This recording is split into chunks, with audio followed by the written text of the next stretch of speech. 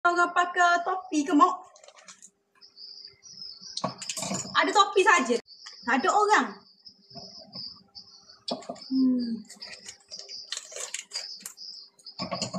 Okay. Ni. Mak pakai yang original Bismillahirrahmanirrahim. Mak celup sekali saja. Siapa nak kerok tebal, celup 2 kali.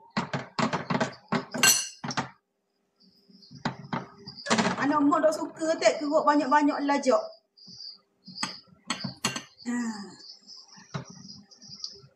Gini saja mak. Mak celup gini saja. Dia dak masing. Lepas tu je lah mak boleh kabar. Pakai dak mak. Pakailah air. Ni.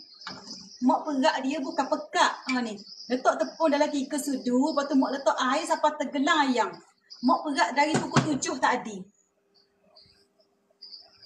Nah, mak perak dari pukul 7 tadi. Ayam jadi bekuk. Ia juisi nanti alik dalam. Awak. Ia garing luar. Tapi ia juisi alik dalam. Okey. Bismillah.